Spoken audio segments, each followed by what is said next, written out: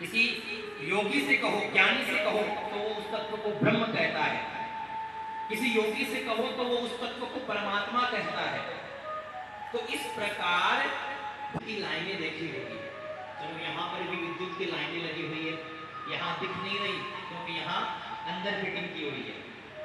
तो आप विद्युत की लाइनें देखते हो, अगर वहां से विद्युत प्रवाह हो रहा हो तो आप स्पर्श करोगे तो आपको करंट आएगा, लेकिन वो दिखेगा नहीं। करंट दिखता थोड़ी ना है, दिखेगा नहीं, लेकिन आप स्पर्श करोगे तो वो आपको करंट आएगा। तो ये तो कौन सा स्वरूप होया? ये स्वरूप हुआ सगुण निराकार, इसका कोई आकार नहीं। सगुण साकार क्या हुआ?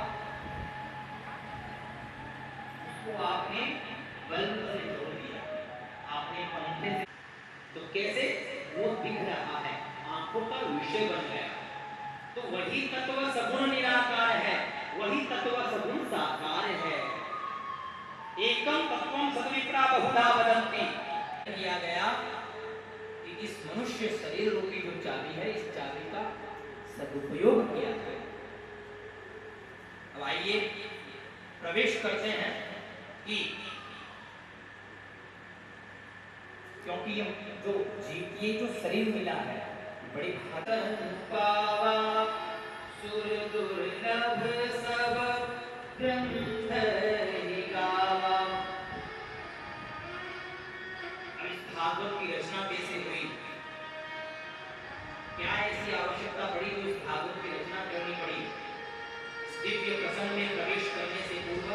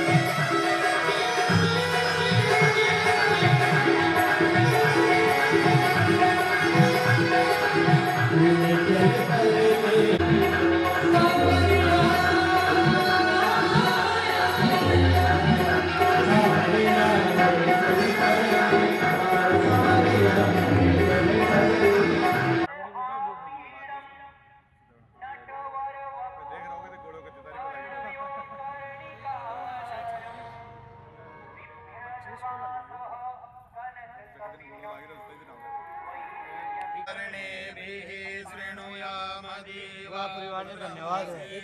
ऐसा राजू जी 1000 बार निकल ठीक है। राजू जी माला का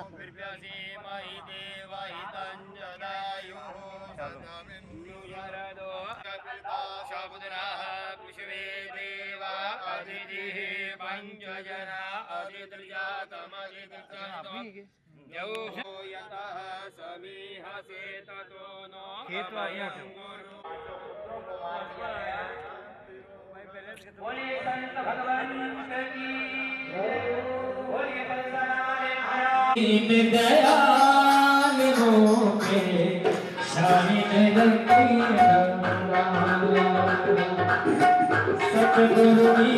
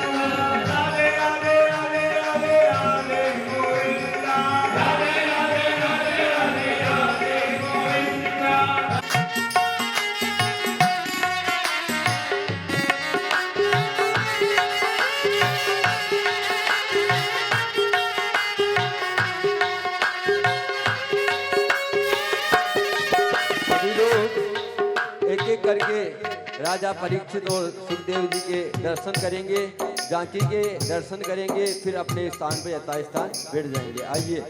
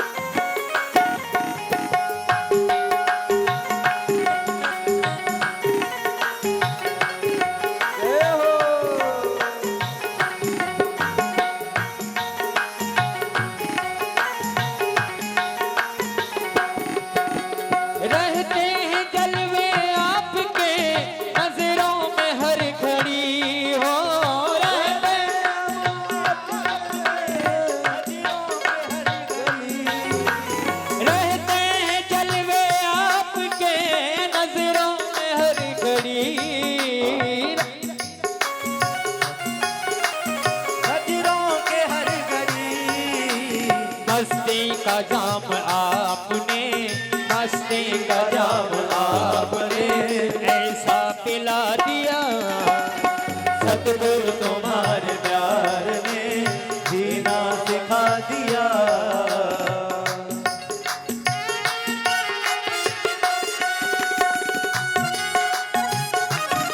बड़े भाव से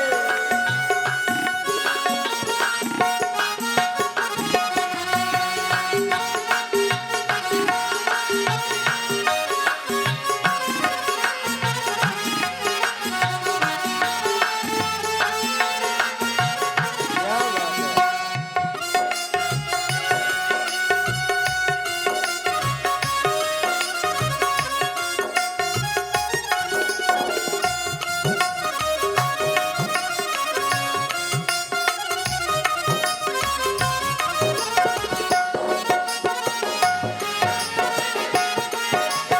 ए हो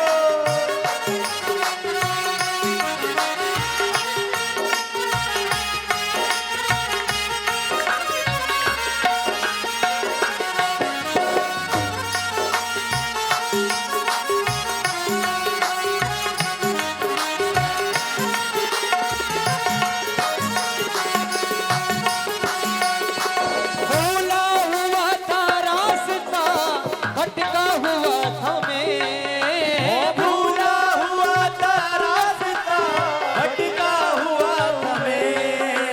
भूला हुआ था रास्ता, भटका हुआ था मैं, ओ भूला हुआ था रास्ता, भटका हुआ था मैं। ओ भूला हुआ था रास्ता, भटका हुआ था मैं, भूला हुआ था रास्ता, भटका हुआ था मैं। किस्मत ने मुझको आपसे, किस्मत ने मुझको आपसे काबिल बना दिया, किस्मत ने मुझको आपके काबिल बना दिया। सतगुरु तुम्हारे प्यार ने जीना सिखा दिया, सतगुरु तुम्हारे प्यार ने जीना सिखा दिया।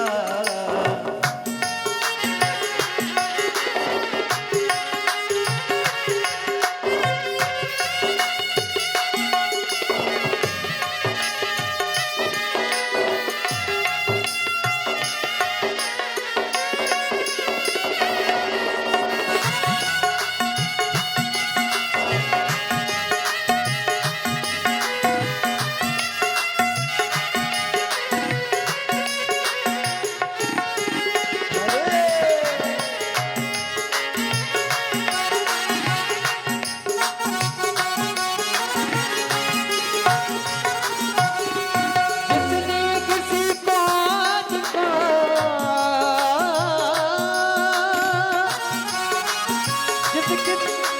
जिसने किसी को आज तक सजदा नहीं किया, जिसने किसी को आज तक अपना नहीं किया, जिसने किसी को आज तक सजदा नहीं किया हो, जिसने किसी को आज तक सजदा नहीं किया। वो सर भी मैंने आपके, वो सर भी मैंने आपके दर पे झुका दिया, वो सर भी मैंने आपके दर पे झुका दिया। सतगुरु तुम्हारे प्यार ने जीना सिखा दिया, सतगुरु तुम्हारे प्यार ने जीना सिखा दिया। सतगुरु तुम्हारे प्यार ने जीना सिखा दिया। सतगुरु तुम्हारे प्यार ने जीना सिखा दिया। सतगुरु तुम्हारे प्यार ने जीना सिखा दिया। बोलिए बाल कृष्ण भगवान की जय। आइए महाआरती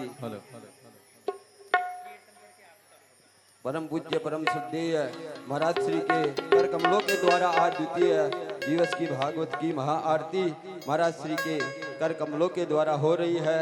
ये सौभाग्य का विषय है। आइए आरती में चलते हैं, एक एक करके सभी आरती करेंगे।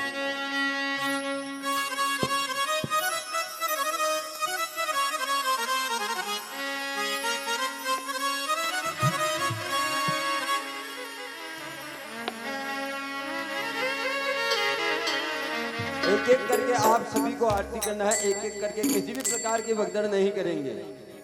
जय बाके बिहारी तेरी आरती गाओ, हे गिरधर तेरी आरती गाओ, बाके बिहारी तेरी आरती गाओ, आरती गाऊं प्यारे, आरती गाऊं प्यारे, आपको मनाऊं, हे गिरधर तेरी आरती गाओ, बाके तेरी आरती गाओ।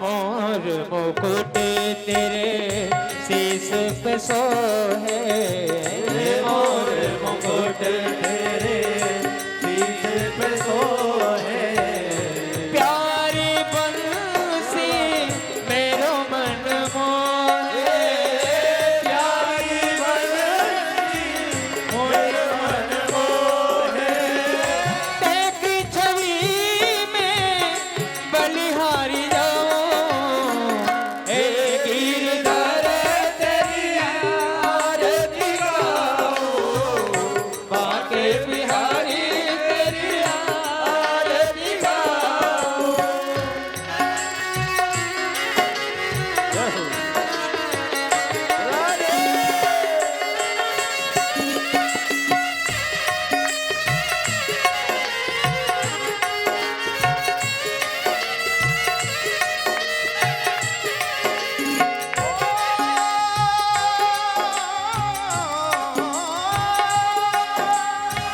चरणों से निकली गंगा प्यारी, चरणों से निकली गंगा प्यारी, जिसने सारी दुनिया तारी, जिसने सारी दुनिया तारी, उन चरणों में शीश झुकाऊं, हे गिरधर तेरी आरती गाऊं, बाके बिहारी तेरी आरती गाऊं।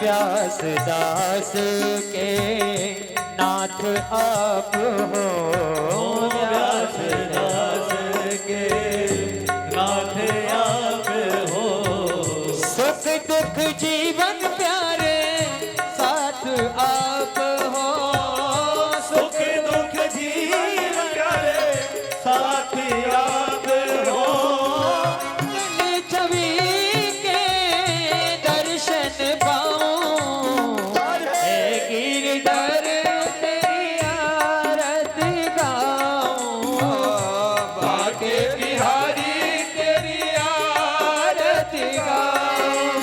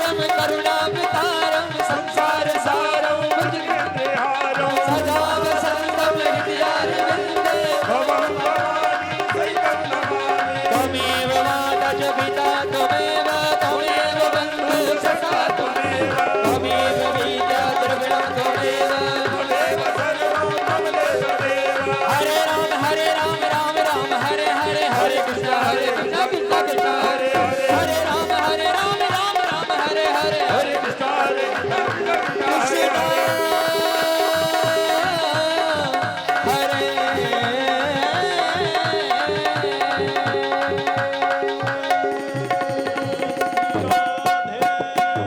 बोलिए राधा कृष्ण भगवान की जय। ओम द्यौः शान्तिरन्तरिक्षगो शान्तिः पृथिवी शान्तिरापः शान्तिरोगदयः शान्तिः वनस्पतयः शान्तिर्विश्वे देवाः शान्तिर्ब्रह्म शान्तिः सर्वको शान्तिः शान्तिरेव शान्तिः श्यामा शान्तिरेधि शांति शांति शांति सुख शांतिर्भवतु सर्वारिष्ट शांतिर्भवतु। हस्ते मंत्र पुष्पांजलिं गृहीत्वा हाथ जोड़िए ठाकुर जी महाराज से प्रार्थना करो। ओम करारविंदे न पदारविंदम मुखारविन्दे विनिवेशयन्तौ वटस्य पत्रस्य पुटे शयानम् बालं मुकुन्दं मनसा स्मरामि। श्री पुराण पुरुषोत्तमाय नमः। मंत्र पुष्पांजलिं समर्पयामि। यानि कानि च पापानि जन्मान्तर्गतानि च तानि सर्वाणि नश्यन्तु प्रदक्षिणां पदे पदे। अन्यथा शरणं नास्ति त्वमेव शरणं मम तस्मात् कारुण्यभावेन रक्ष मां परमेश्वर। बोले बालकृष्ण भगवान के जय हो। परम पूज्य परम श्रद्धेय महाराज श्री मनोहर दास जी महाराज की जय। संत महंत की जय। व्यास जी महाराज की जय हो। देखिए आज शाम 7 बजे से हिंदू समाज हनुमान भक्त मंडल की तरफ से यहाँ पर संगीत में सुंदरकांड का आयोजन रखा गया है। ये बहुत ही एक सौभाग्य का विषय है कि देखिए यहाँ पर नित्य संत महंत के दर्शन आपको मिल रहे हैं। और आज रात्रि में भगवान श्री बालाजी महाराज की कृपा से संगीत में सुंदरकांड का पाठ रखा गया है। तो अधिक से अधिक संख्या में पधार करके इस नंद महल में पधारिए और अपने घरेलू कार्य से निवृत्त हो करके ठीक 6:30 पौने 7 बजे आप पधारिए। कल का कथा का समय है वही 2 से 6 रहेगा।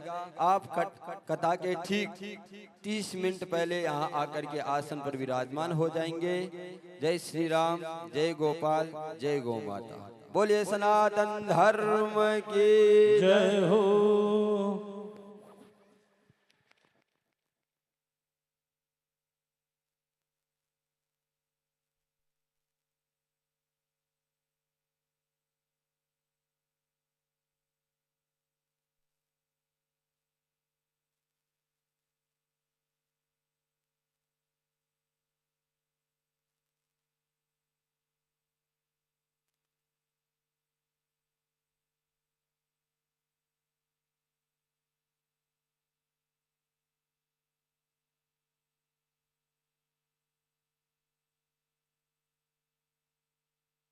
हरि शरणं हरि शरणं हरि शरणं हरि शरणं हरि शरणं हरि शरणं हरि शरणं हरि शरणं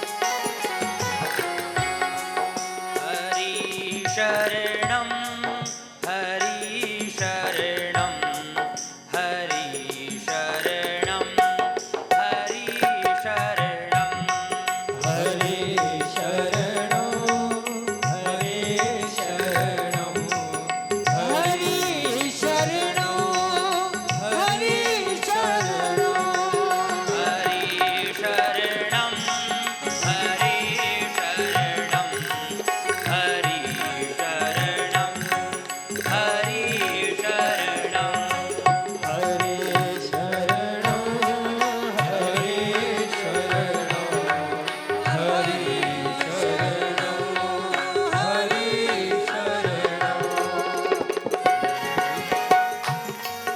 हरि शरणं हरि शरणं हरि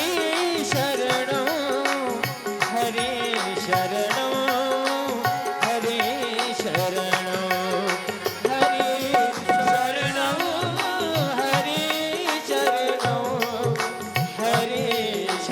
शरणं हरि शरणं हरि शरणं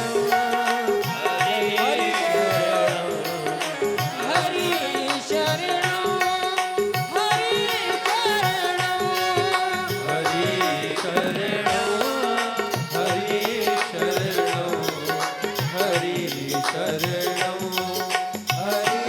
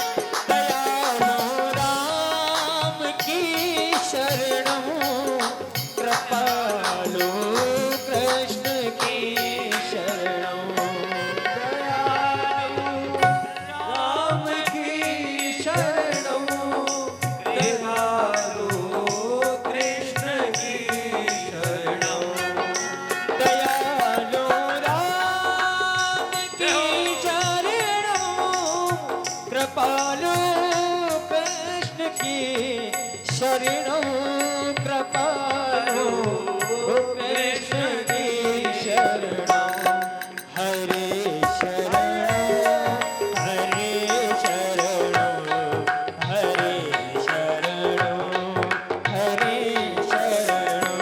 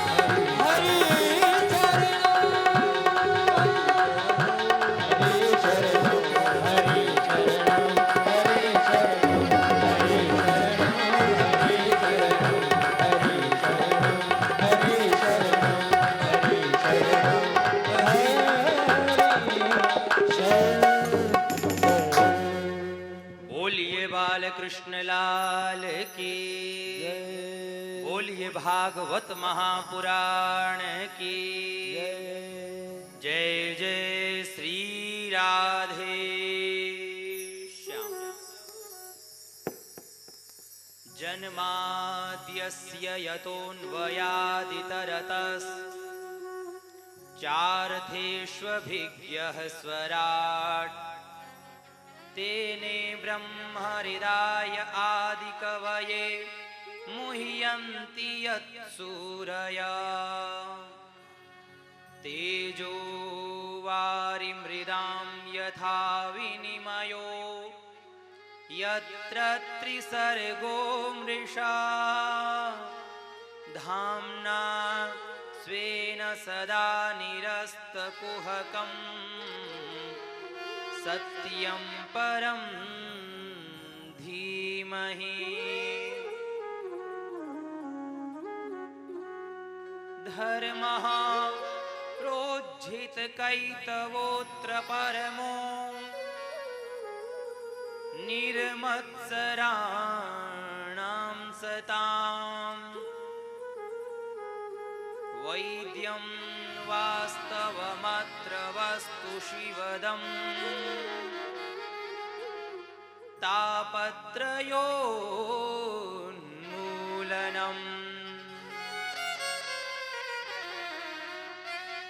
श्रीमद्भागवते महामुनिकृते किं वा परैरीश्वर सद्योरिध्यवरुध्यतेऽत्र कृतिभिः शुश्रूषुभिस्तत्क्षणात्।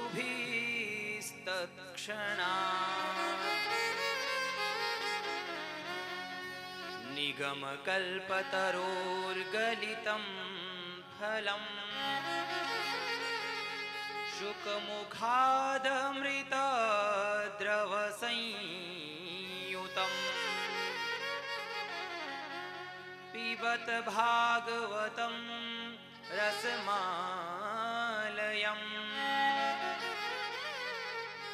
मुहुरहो रसिका भुवि भावुका।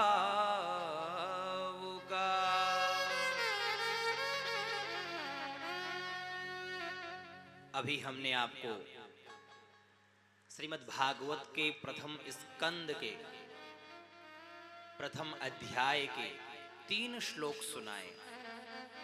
ये 3 श्लोक बड़े ही दिव्य श्लोक है। इन तीनों श्लोकों का भावार्थ बहुत ही सरल तरीके से करने वाले हैं और इतना दिव्य भाव इन तीनों श्लोकों का जब इस गूढ़ तत्व में प्रवेश किया जाएगा तो देखा जाएगा कि ये 3 श्लोक जो है वो बड़े ही दिव्य है। कहा गया कि प्रथम श्लोक में ध्येय यानी हमें किसका ध्यान करना चाहिए, दूसरे श्लोक में गेय यानी हमें क्या जानना चाहिए और तीसरे श्लोक में पेय यानी हमें क्या पान करना चाहिए। ये तीनों श्लोकों में बड़े विस्तृत रूप से बताया गया है। प्रथम श्लोक में था कि सत्यम परम धीमहि, हम परम सत्य को क्या करते हैं, हृदय में प्रतिष्ठित करके उनका ध्यान करते हैं। सत्यम परम धीमहि। अब भाई यहां विचार बनता है कि वो परम सत्य है क्या। आज तक हम सभी उस परम सत्य की खोज में लगे हुए हैं, लेकिन बड़ी गंभीर बात यह है कि वो परम सत्य क्या है, वो कौन है परम सत्य। क्योंकि आप शिव के उपासक को पूछोगे तो शिव जी को परम सत्य बताएंगे, विष्णु के उपासक को पूछोगे तो भगवान विष्णु को परम सत्य बताएंगे। ऐसे जो जिसका साधक है वो उसको परम सत्य प्रतिष्ठित करता है। लेकिन श्रीधर स्वामी पाद उन्होंने बड़ी ही सुंदर व्याख्या इस प्रथम श्लोक की है। प्रथम श्लोक में प्रथम पाद है कि जन्माद्यस्य यतः अर्थात अस्य विश्वस्य यतो यस्माद् जन्म स्थिति भंगाः भवन्ति तस्मै। हम उस परमात्मा को प्रणाम करते हैं। किस परमात्मा को? जिनके द्वारा इस विश्व प्रपंच का उद्गम हुआ। तो बहुत सारे लोगों ने प्रश्न कर लिया कि विश्व को तो ब्रह्मा जी ने बनाया है, तो क्या आप हिरण्यगर्भ का ध्यान कर रहे हो? तो कहते नहीं भाई, क्योंकि वेदों में मंत्र भी है, हिरण्यगर्भः समावर्तताग्रे भूतस्य जातः पतिरेक आसीत सदाधार पृथिवीन्द्या मुते मां कस्मै देवाय विखा विधेम। तो तो ये मंत्र दर्शाता है कि हिरण्यगर्भ भगवान ने इस विश्व प्रपंच का उद्गम किया। लेकिन वो क्या कहते हैं, नहीं नहीं, तेने ब्रह्म हृदय आदि कवये, आदि कवये ब्रह्मणे ब्रह्म तेने, जिन्होंने ब्रह्मा को भी वेदों का ज्ञान दिया। यानी हम उस परमात्मा का ध्यान कर रहे हैं जिसने भगवान ब्रह्मा को भी वेदों का ज्ञान प्रदान किया। अब किसी सज्जन ने कह दिया कि हमने तो कहीं नहीं पढ़ा महाराज कि भगवान ने ब्रह्मा जी को वेद पढ़ाया हो। तो यहां क्या लिखा हुआ है, रिधा, रिधा यानी संकल्प मात्र से, केवल संकल्प मात्र से भगवान ने ब्रह्मा जी को संपूर्ण वेदों का ज्ञान करा दिया। तेने ब्रह्म हृदय आदि कवये, आदि कवये ब्रह्मणे ब्रह्म तेने, जिन्होंने केवल संकल्प मात्र से ब्रह्मा जी को वेदों का ज्ञान करा दिया। नहीं तो मुह्यन्ति यत सूरयः, सूरयः विद्वांसः मुह्यन्ति मोहं प्राप्नुवन्ति, बड़े बड़े विद्वान वेद के तात्पर्य को समझने में व्यामोहित हो जाते हैं, मोहित हो जाते हैं। एक छोटा सा पद पढ़ लेते हैं और उसका कुछ भी अर्थ का अनर्थ करते डोलते हैं, क्योंकि वेदों में जो गंभीरता लिखी हुई है सामान्य व्यक्ति उस तत्व को नहीं समझ सकता। तो विभेति ये कहा गया है कि वेदों को जब कोई अल्पज्ञ अध्ययन करता है तो वेद भी उससे घबराते हैं कि कहीं ये मूर्ख अर्थ का अनर्थ ना कर दे। आज बहुत जगह होने भी लग गया, पढ़ लेते हैं कि वेदों में लिखा हुआ है मूर्ति पूजा का निषेध, लेकिन ये नहीं पढ़ते कि उससे पहले क्या लिखा हुआ है और उसके बाद में क्या लिखा हुआ है। बस हमने पढ़ लिया, हमने तो केवल ये पकड़ लिया कि महाराज जी ने कहा कि मूर्ति पूजा करना निषेध है, लेकिन किसके लिए निषेध है, क्यों निषेध है, क्या है, उसको पढ़ना भूल गए और मूर्ति पूजा करना हमने बंद कर दिया। चल रहा है अभी बहुत कुछ ऐसा, लेकिन क्यों, क्योंकि उन्होंने उस शब्द को पकड़ करके अल्पज्ञ व्यक्ति जब शास्त्र को हाथ लगाता है तो शास्त्र भी घबराते हैं। अरे भाई सोचो, ऐसा हो नहीं, लेकिन सोचो किसी का हार्ट का ऑपरेशन हो और डॉक्टर क्या कहे आपको कि देखो जी आज हम ऑपरेशन कर रहे हैं, आप लोग भगवान से प्रार्थना करो ये मेरा पहला ऑपरेशन है, सक्सेस हो जाए। आप लोग क्या सोचोगे कि इस मूर्खानंद को पहले नंबर पे हम ही मिले जो हमारा ही पहला ऑपरेशन करेगा। विभेति, डर लगेगा कि नहीं लगेगा। उसी प्रकार जब अल्पज्ञ शास्त्रों को स्पर्श करते हैं, हाथ लगाते हैं, तो शास्त्र भी घबराते हैं। तेजो वारि मृदाम यथा विनिमयो यत्र त्रिसर्गो मृषा, जिस परमात्मा की सत्य सत्ता के प्रभाव से ये असत जगत, ये यानी झूठा जगत भी हमें सत्य लगता है। किसके प्रभाव से?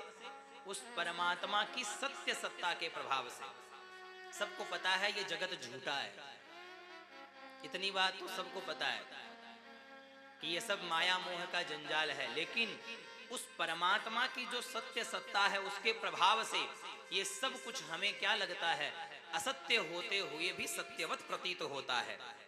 जैसे आप तपती धूप में साधन से जा रहे हो तो आपको रास्ते में कहीं दूर ऐसे लगेगा जैसे पानी भरा हुआ है, लेकिन वहां पानी नहीं होता।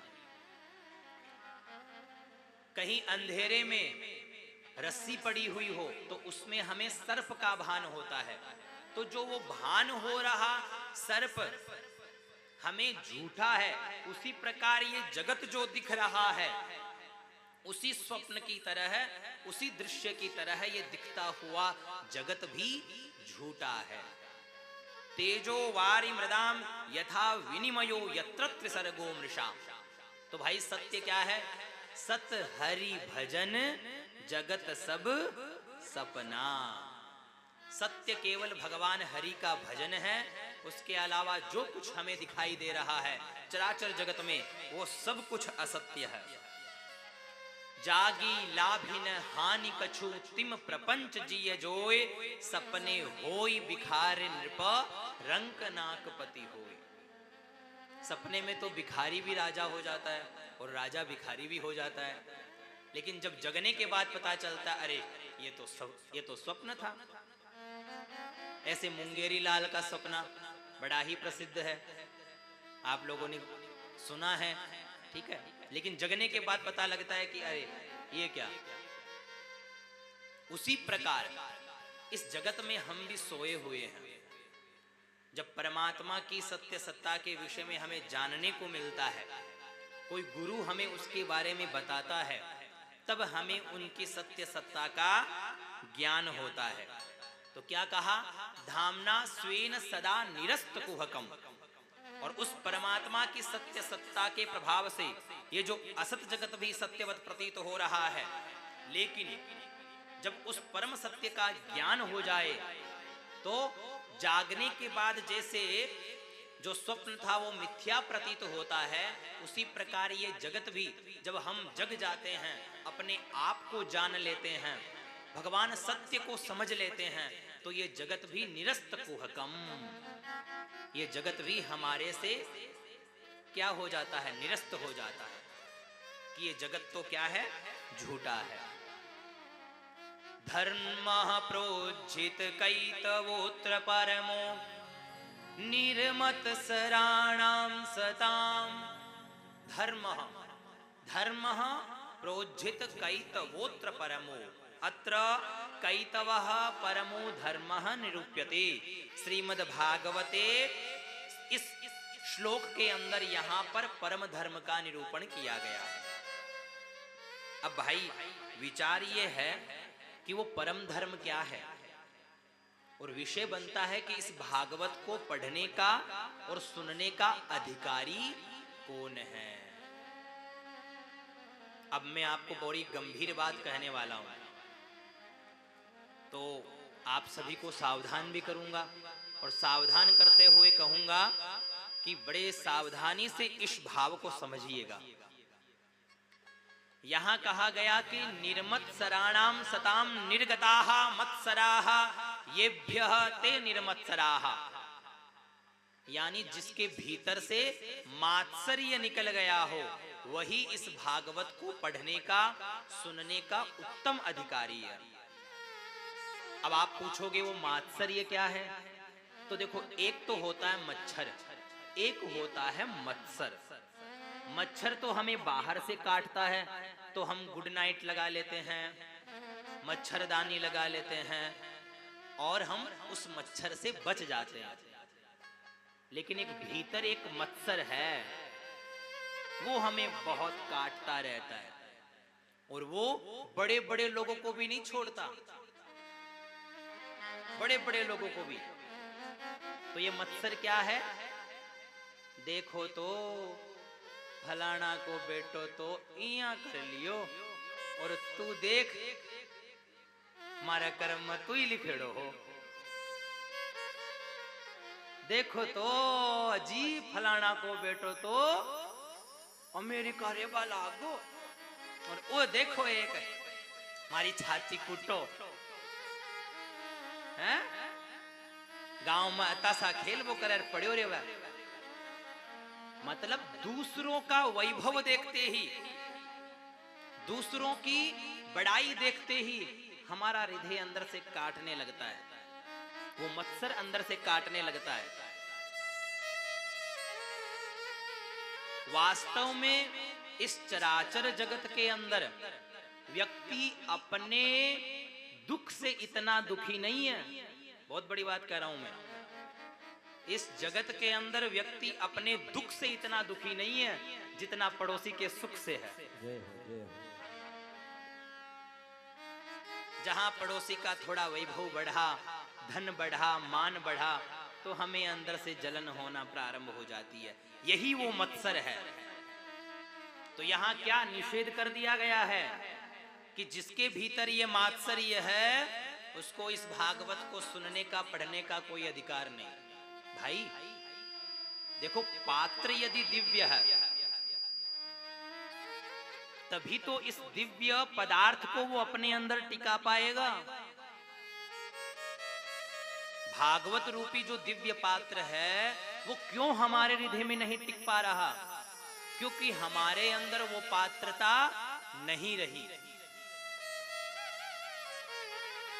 शेरनी का दूध आपने सुना है?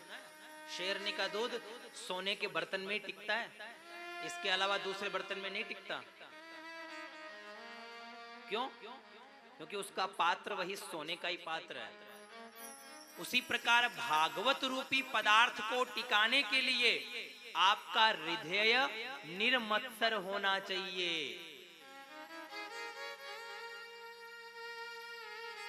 कंचन तजना सहज है, सहज तिया का नेह, परंतु मान बड़ाई ईर्ष्या दुर्लभ तजना ये है।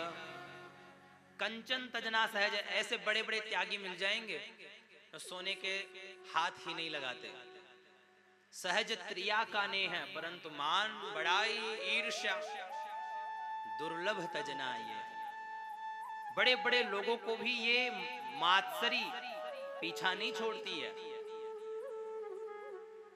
एक विचार करो, सागर कितना बड़ा होता है सागर, लेकिन उसके ऊपर से कोई उड़े तो उसके अंदर एक निशाचरी रहती है, उसको पसंद नहीं, उसकी छाया को पकड़ करके तुरंत पटक देती है। उसी प्रकार क्या होता है, बड़े बड़े लोग सोचते हैं ये बढ़े, लेकिन मुझसे आगे नहीं। व्यक्ति का मान बढ़े, सम्मान बढ़े, धन बढ़े, लेकिन क्या सोचता है व्यक्ति? बड़े बड़े हृदय वाले व्यक्ति भी सोचते हैं कि मेरे से आगे नहीं बढ़ना चाहिए, और जहां वो बढ़ने की चेष्टा करता है वहीं उसकी छाया पकड़ करके पटक देता है। ऐसे उदाहरण भी देखने को मिलते हैं। तो हमें भगवान से प्रार्थना करनी चाहिए कि हे प्रभु, ये हृदय ऐसा बने जब किसी का वैभव देखें, जब किसी का धन देखें तो हमारे मन में भी ये भाव बने, वाह ठाकुर जी बस ऐसे ही इसके ऊपर कृपा बनाए रखो, इसके ऊपर ऐसे ही अपना आशीर्वाद बनाए रखो। तब आप इस भागवत को सुनने के, पढ़ने के उत्तम अधिकारी बन जाओगे। निर्मत्सराणाम परोत्कर्षा सहनम निर्मत्सरः। जब दूसरों के हर्ष को सुनकर के आप भी प्रसन्नचित हो, वाह क्या ठाकुर जी ने कृपा करी है, ऐसे ही इसका वैभव बढ़े, ऐसे ही इसका धन बढ़ता रहे। क्योंकि किसी के धन और वैभव को देख करके आपको जलने से आप ही परेशान होंगे। तो प्रभु से यही प्रार्थना बने कि हे भगवान, हमारा ऐसा हृदय बने कि हम जो है निर्मत्सर हो जाएं। अच्छा, क्या कहा? अगर आप ऐसे निर्मत्सर हो गए तो यहाँ क्या लिखा हुआ है कि अगर आप ऐसे उत्तम पात्र बन गए तो वैद्यम वास्तव मत्र वस्तु शिवदम तापत्रयोन्मूलनम। ऐसे उत्तम पात्र बनते ही आपका कल्याण हो जाएगा। शिवदम का तात्पर्य है कल्याण। शिवदम यानी कल्याण हो जाएगा। और क्या होगा? तापत्रयोन्मूलनम, दैहिक, दैविक, भौतिक, तापा, इन तीनों विषयों के बारे में मैंने कल बताया था। तो ये तीनों तापों से आप उन्मुक्त हो जाओगे ऐसे उत्तम पात्र बनते ही। और इतना ही नहीं होगा, उसके आगे क्या होगा? सद्यो हृद्यवरुध्यतेत्र कृतिभिः शुश्रूषुभिस्तत्क्षणात्। ऐसे उत्तम पात्र बनते ही दैहिक, दैविक, भौतिक तापों का नष्ट करते हुए भगवान आपके हृदय के बंधक बन जाएंगे। सद्यो हृद्यवरुध्यतेत्र कृतिभिः शुश्रूषुभिस्तत्क्षणात्। यानी ऐसे उत्तम पात्र बनकर के आप जैसे ही कथा का श्रवण करोगे, भगवान की महिमा का श्रवण करोगे, तो श्रवण करते ही वो ठाकुर जी आपके हृदय में आकर के आपके बंधक बन जाएंगे। बंधक का तात्पर्य है कि अभी आप स्वच्छंद हो। यहां पर क्या कहा? विराजते नहीं कहा, यहां कहा अवरुद्ध हो जाना। आप बंधक, हृदय के बंधक, यहां भी आप हो, विराजमान हो, स्वच्छंद हो, कभी भी उठ करके आ जा सकते हो। लेकिन वहीं अगर गेट के ताला लगा दिया जाए और कह दिया जाए कि भाई 6 बजे तक उठना नहीं है, तो आप क्या हो गए? बंधक हो गए। ऐसे ही ठाकुर जी उस भक्त के हृदय के सदैव सदैव के लिए बंधक बन जाते हैं। कब? ऐसे उत्तम पात्र बनते ही। आगे क्या कहा गया है? आगे ये कहा गया है कि जितना हो उतना हमें ज्यादा से ज्यादा सत्संगी व्यक्तियों का ही संग करना चाहिए। क्योंकि ये भागवत क्या है? ये एक व्यसन है, व्यसन। लेकिन ये व्यसन किसको? जो भगवत प्रेमी हैं, भगवान की कथाओं के प्रेमी हैं, उनके लिए व्यसन है। उनको भगवान की कथाएं नित्य प्रति सुनने को चाहिए। व्यसनी जैसे एक पुड़िया का व्यसनी होता है, कल बताया था मैं, उसको पुड़िया चाहिए ही। आप उसके पास जाकर के बैठ जाओगे तो आप भी धीरे धीरे पुड़िया खाना चालू कर दोगे। आप कहोगे नहीं नहीं नहीं, हम पुड़िया नहीं खाते। वो कहेगा भाई खा के तो देख कितना बड़ा मजा आता है। अरे भाई हम देखो एक दाना भी हाथ नहीं लगाते, हम बिल्कुल नहीं छुएंगे। एक दिन कहेगा, 2 दिन कहेगा, 3 दिन कहेगा, क्योंकि आपकी संगति उसी के साथ है। धीरे धीरे क्या होगा? एक दिन कहेगा भाई तेरे को आज मेरी कसम है, 2 दाने खा के देख, तो देख क्या मजा आता है। और वो 2 दाना जिस दिन खिला दिया, बस अगले दिन आप पूरी पुड़िया पकड़ लोगे, फिर उसको खिलाने की आवश्यकता नहीं है। उसी प्रकार जो सत्संग प्रेमी होते हैं, भगवत कथा के प्रेमी होते हैं, वो क्या कहते हैं कि देखिए चलिए नंद किशोर जी बोहरा जी के यहाँ नंद भवन में बड़ी ही सुंदर कथा हो रही है, नंद महल में बहुत अच्छी कथा हो रही है। रेवासा से महाराज आए कथा कहने वाले, छोटे से तो हैं लेकिन कहते बड़ी अच्छी कथा है। तो ऐसे ही सभी लोग क्या कहेंगे? धीरे धीरे एक दूसरे को व्यसनी बनाएंगे और यहाँ पे उसकी संगति से यहाँ आ जाएंगे। तो प्रभाव किसका है?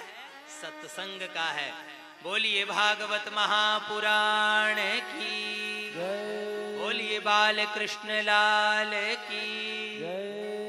तो इसीलिए इस जीवन में जितना हो उतना सत्संगी यानी अच्छे लोगों की संगति करनी चाहिए। निगम कल्पतरोर गलितम फलम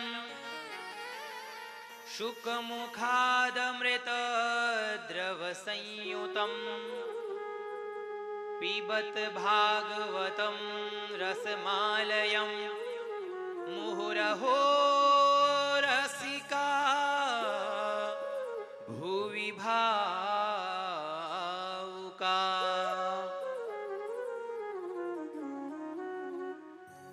ये जो सत्संग है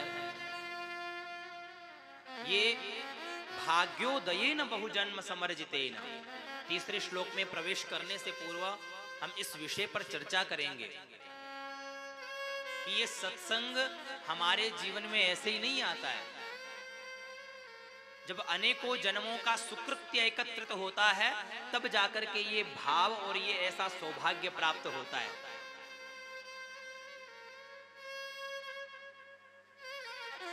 सत्संग की क्या महिमा है? चैतन्य महाप्रभु जिनका दिव्य प्रसंग में आपको यहां उद्धृत करते हुए आगे बढ़ूंगा और आप स्वयं अनुभव करोगे कि भगवान के नाम में और सत्संग में क्या महिमा है। चैतन्य महाप्रभु के विषय में बहुत सारे जो सत्संग प्रेमी सुने होंगे, बड़े ही दिव्य संत थे चैतन्य महाप्रभु। बड़े ध्यान से इस प्रसंग को सुनना आप लोग। एक दिन बड़े मस्त थे, उनका शरीर भी बड़ा लंबा चौड़ा शरीर था उनके साथ में उनके भक्तों की टोली रहती थी और नित्य बस भगवान के नाम के कीर्तन में आनंदित रहते थे। जो भगवत प्रेमी होते हैं ना, उनके सामने भगवान का नाम ले लिया जाए तो हृदय भर आता है उनका। तो सदैव भगवान नाम में गोता लगाते रहते थे। भगवान का दिव्य कीर्तन चलता, उनके जो पीछे से चेले लोग थे वो बढ़िया मृदंग इत्यादि मंजीरा इत्यादि बजाते और वो नृत्य करते करते करते करते विचरण करते थे। एक गांव में वो विचरण करते हुए निकल रहे थे तो वहां पे एक छाछ बेचने वाला, यानी अपने गांव से एक मटका भरता छाछ का और दूसरे गांव में जाकर के बेच के आता था। तो मटका भर के चला और रास्ते में उसे चैतन्य महाप्रभु मिल गए और वो बड़े मस्त कीर्तन करते हुए आ रहे थे। तो उसने पूछ लिया कि महाराज छाछ पियोगे? महाराज का शरीर बड़ा हट्टा कट्टा। महाराज बोले क्यों नहीं, तुम पिलाओगे तो हम क्यों नहीं पिएंगे। तो घड़े को ही पकड़ करके गट गट गट गट करते हुए पूरी छाछ पी गए। वो छाछ बेचने वाला सोचे कि आज तक ऐसा छाछ पीने वाला नहीं देखा मैं, जो पूरी की पूरी छाछ ही गटका गया। सोचा चलो अच्छा हुआ मैं वहां से आया, कहां भटकता छाछ बेचने के लिए, एक ही जगह मेरी सारी छाछ बिक गई। अब छाछ पीने के बाद उसने कहा महाराज मूल्य। महाराज बोले क्या मूल्य? हम तो बाबा है, वो भी फकीर बाबा, हमारे पास कहां मूल्य है देने के लिए। अब वो सोचा ठगा सा रह गया, अब क्या कहूं मैं, अब कोई आपको ये कह दे तो आप क्या कहो। तो बोला महाराज कुछ तो देना पड़ेगा, कुछ तो देना पड़ेगा, ऐसे तो मैं जाने नहीं दूंगा। चैतन्य महाप्रभु बोले हाँ कुछ दे सकता हूं। तो कुछ में क्या दे सकते हो? तो चैतन्य महाप्रभु बोले हाथ करो ऐसे। उसने हाथ खड़ा किया और चैतन्य महाप्रभु ने अपने दोनों हाथ स्पर्श किए और क्या कहा, हरि